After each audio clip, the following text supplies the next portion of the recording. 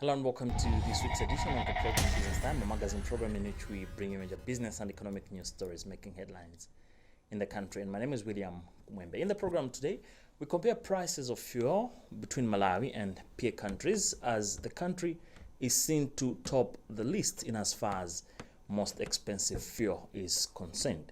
And also in the program, we discuss the situation in as far as fuel availability is concerned in the past few days. With these and other stories, stay tuned.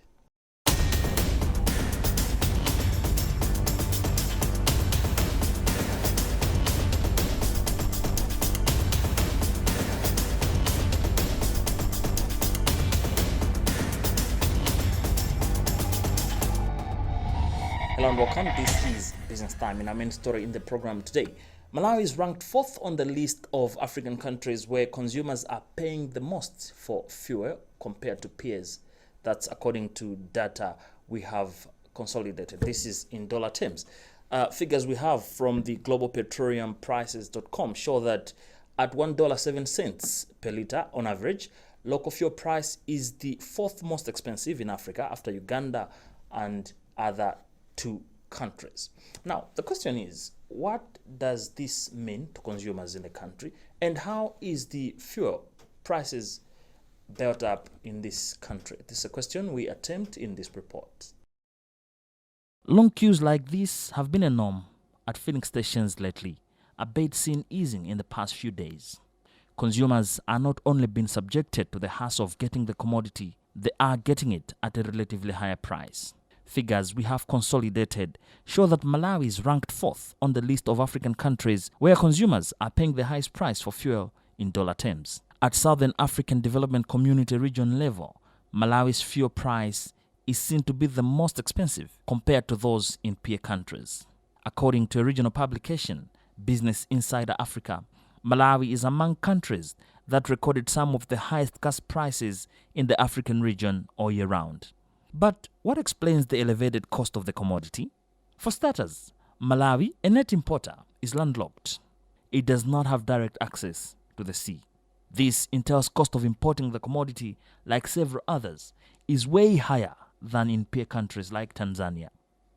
Consumer rights watchdog Consumers Association of Malawi, Kama, also attributes the elevated cost of fuel in the country to huge levies on the price build-up. Kama Executive Director John Capito last week said at 970 kwacha per litre, the landed cost of fuel remained relatively lower, with combined levies forming about the other half of the pump price in the country. Malawi University of Applied Sciences-based economist Bechani Cheleni said the recent trends in the petroleum industry might have contributed substantially to the rising inflation in the country. The last time I checked, we are the highest. In fact, when you compare Lusaka, Harare, Pretoria, we were the highest. You know, some people say that we are a landlocked country. Yes, there's some truth in that, but the biggest reason is that we don't have enough for foreign exchange. And you must know that fuel, the price of fuel is a big determinant of inflation in Malawi. And when the price of fuel goes up like that, it means that inflation will also be rising. And where we are not sure about the foreign exchange, of course, I know, for example, that the PIL, through, of course, the consortium of banks, have been able to get some resources for them to bring in some fuel, and I know that that fuel is on its way, it's coming. I know that Nokima has also managed to get a facility from somewhere that they were going to get the fuel, but there are facilities that we are borrowing in dollar terms, and we don't know how we are going to pay back those facilities, knowing that we don't have our own generation capacity for that. And we are hoping also that the RCF is going to come out clearly so that we can have a proper buffer of, number one, the foreign exchange, and number two, the fuel itself. But really what it means is that we are a country that is facing a higher cost of living than many other countries in our region, and maybe it might be also within the continent. And it's really my call on the fuel price or on the fuel thing saying has been that structurally, let's begin to think about hybriding our vehicles, the vehicles that we allow to import into the country. Let's start to think about hybriding. That would be electric cars and cars also that use, ethanol and other type of fuels. We should be hybriding so that some of it we can produce ourselves, some of the fuel we can produce ourselves, and it's going to be much cheaper. If you produce enough electricity and we are using electric cars, so it be it. That's going to be a much better thing. So we need to begin to look to alternatives, alternative vehicles, alternative fuels as well. Mid last month, the Malawi Energy Regulatory Authority, MERA, a body entrusted to oversee the energy sector in the country, reduced the pump price of petrol by 200 kwacha from 1,946 kwacha per litre to 1,746 kwacha per litre. MERA, however, maintained the price of diesel and paraffin at 1,920 kwacha per litre and 1,261 kwacha per litre, respectively. Lately, oil prices on the global market was seen going down as the dollar of the United States hit its strongest level in more than 2 decades, while fears of rising interest rates also tipped major economies into recession, cutting demand for the commodity. Would this trickle down back home and guarantee another pump price cut? It is a matter of wait and see. Now, albeit being the most expensive countries for fuel prices compared to peers, the commodity has in the recent weeks been scarce. Of course, we've noted the past 36 hours some level of stability in as far as fuel availability is concerned, with less queues on filling stations across the country. Our journalist Justin Kweu went to the streets of Blantyre to validate the situation and discuss whether this is temporal or long-lasting. Pakadale banova kusintha kweni silibuza kuti ndikotani komano pakadale banova mafuta akutani akumapezeka mazumatha kuoneka kuti nimbuyo mumene nali 2-3 days imene iyi. The way things were for the past weeks, they were worse. We were not able to secure fuel and we would spend days online trying to secure fuel. But now at least things have started improving. As you have seen, for me, I've just come here and I've refueled. So I hope that the situation will remain the same.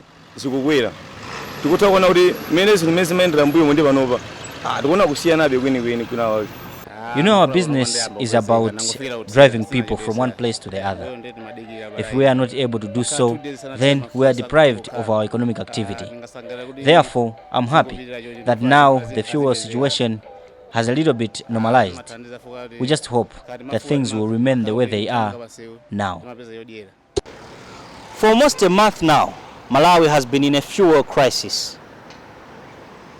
At first, it was diesel being scarce. Then there came a time when it was both petrol and diesel being scarce. Then they exchanged. It was then petrol to be scarce. But the situation now seems to have normalized. For example, Times Group has visited filling stations along the Masauko-Chipembele Highway. The first one was the Polytechnic Total filling station, where they have both petrol and diesel. Then the Christwick filling stations, where there is Puma and Total, and then the Clock Tower Petroda, where they have both petrol and diesel. Then Times moved to Nyambadwe, a place which is dense with filling stations as well. Behind me is Meru filling station. There's a Puma filling station, there's a Simso filling station, and there's a Total filling station.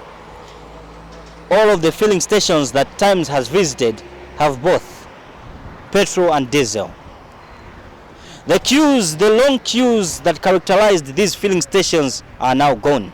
As you can see from behind me, there are no queues.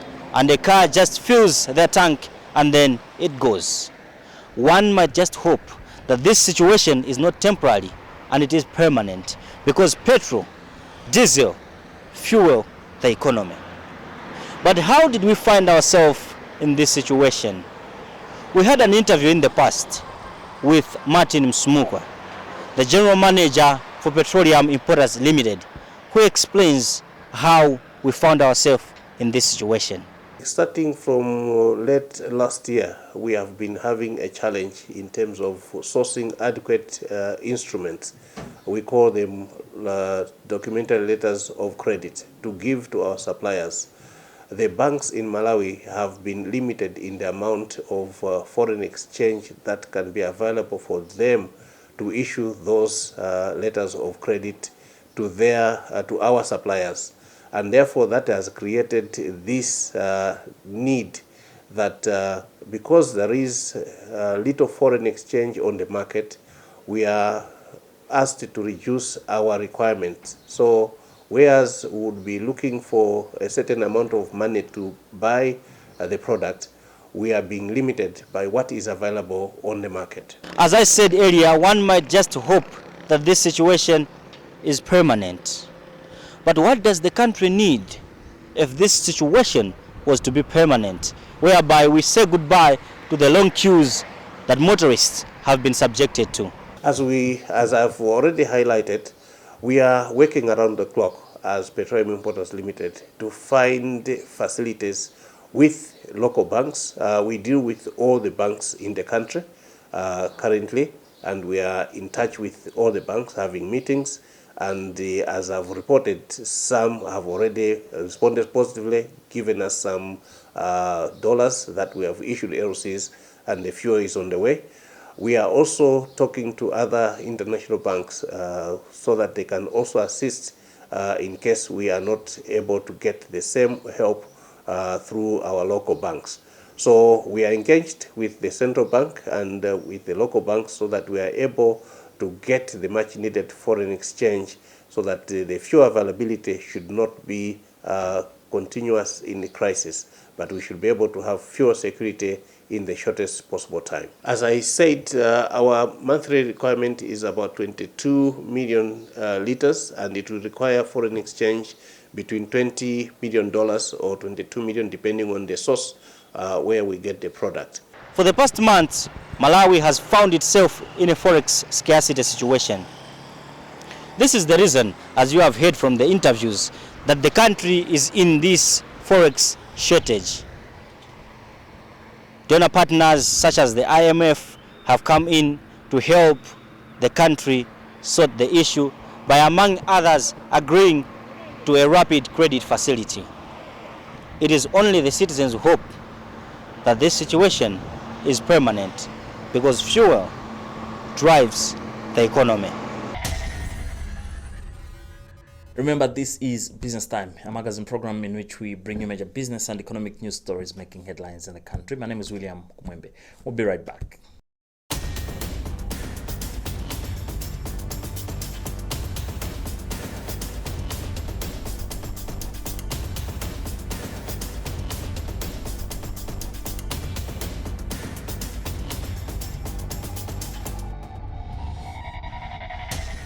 Welcome back. This is Business Time, a magazine program in which we bring you major business and economic news stories making headlines in the country. My name is William Kumwembe. Moving on with the program. ICT Association of Malawi, ICTAM, has warned the government to tread carefully when implementing the SIM card portability in the country, saying it could increase the cost of telecommunication services and cause unnecessary disruptions. This comes as the government has announced that it is targeting the first quarter of 2023 to have the technology up and running. Our journalist Chimomwe Mangazi has the whole story in this report. This follows revelations that the government is targeting the first quarter of 2023 to have the technology up and running in the country. Minister of Information and Digitalization Gospel Kazako explains. Well, I think it's very exciting. It's a very happy moment, but we shouldn't just be happy. I think we are going to be very, very happy when we see what they'll be offering, how affordable their services will be.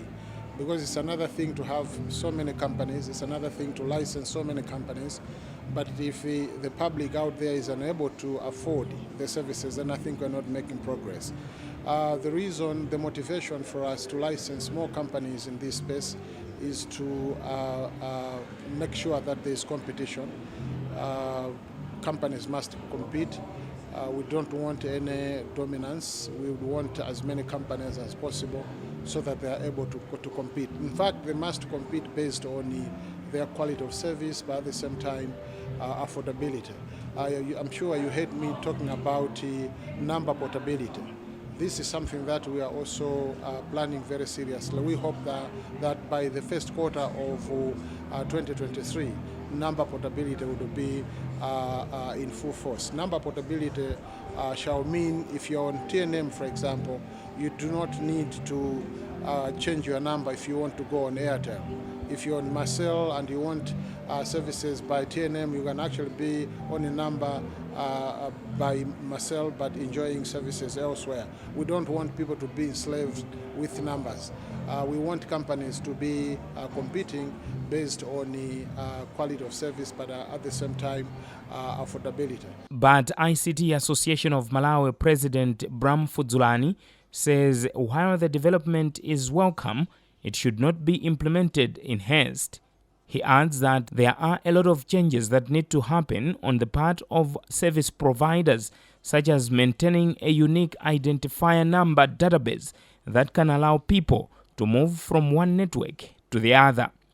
The SIM portability concept is a convenient brought to the subscribers, mobile subscribers, in that it takes away the burden of having to move from one service provider to the other and keep changing your digital identity, in this case your unique number, which is the phone number itself. So the SIM portability ensures that you can maintain your either 08 number, your 02 number, your 09 number, regardless of the service provider that you're using. So you can be switching between service providers without having to worry to lose your number. So those are some of the positive developments about the SIM swap. The SIM portability. And I think the number two comfortability is also that the fact that since you're maintaining the same number, it means that every time you're switching to a different service provider, you don't have to go through the process. Right now, if I were to change and acquire a different number, it means I will have to take my national ID, go through the process of KYC, and then get access to the SIM card. While with the SIM portability, I think because you're still maintaining the same record of your KYC, and therefore you're just hopping between service providers. It's going to be an interesting terrain to watch, because I think it has the consumer perception also. I think that they are going to look at this the way you're putting it. That when you're getting an Airtel number, for example, the idea is that you want to call your family and friends that are also on the Airtel network, and therefore, if you were to maintain the same number, what would happen in this context? So remember, the only thing that is changing in this context is that you can still, for example, you can maintain your 08 number, but while remaining an Airtel customer, meaning you can call your family and friends that are on Airtel, and nothing changes. Technologically, that is supposed to be the practicality of how this is going to work. But I think you're right. The issues of consumer behavior and how they are going to welcome this development and obviously adjust over time is going to inform how the market is going to respond to this whole development. I think we have a number of challenges that we need the government through the regulator to come out and clarify those. As with any regulation that brings a cost effect to the regulators, to the operators, in this case TNM, Airtel, for them to implement that particular regulation. Oftentimes, these players, they push the cost to the customers. So, for example, if TNM and Airtel, who are currently the biggest operators, were to adhere to this regulation, how much of the technology investment are they going to do, to change their current infrastructure to be able to speak to this change, which is huge, by the way? Is that cost going to be absorbed within its current operational cost, or it's going to be pushed towards the consumers? And I think if it is pushed to the consumers, then I think those are some of the disadvantages that we as consumers must respect. And I think the regulator also in this context need to come in and make sure that our interests are protected. SIM or mobile number portability enables mobile phone users to retain their mobile telephone numbers when changing from one network carrier to another. Now, in other business news, Principal Secretary for Labour, Wes Kaira, has urged human resource managers in the country to be aggressive in creating an enabling environment for workers to ensure efficiency and effectiveness in service delivery. This was said when the Institute of People Management launched the HR handbook in Blantyre on Friday. Kondwani Mohon was there. Kaira said HR practitioners play a critical role in shaping employees and their contribution towards efficiency of institutions they work for. He therefore applauded the Institute for developing a handbook which he said will be handy for HR practitioners in their service delivery. The HR people, their role in any organization cannot be underestimated. They are the people, when you look at this circle, they will first of all recruit, make selections, and once people have joined the organization, they are the people who ensure that those people working in that particular organization, they are looked after properly. So they are very key to the success of any organization. They are very important to the success of the people working in that organization, but they are also very important that any organization delivers according to its mandate, to its objectives, and to the reasons it was created. So the HR people, they are very important people in any institution. IPMM President Goodwin Ngoma urged members of the Institute to make the most of the content of the book whose publishing he rated as timely. The difference that it will make is we have used the local experience, the local situation here in Malawi. So a lot of books that are out there are international books about HR, but we practice HR here on our own local scenarios. And this book is putting that into perspective. And I believe that a lot of multinational organizations that are coming to Malawi should have interest in getting this copy because it will guide them to understand how HR should be handled here in Malawi. The book, titled A Step-by-Step Guide to Human Capital Best Practice Malawi, has been authored by local HR practitioners.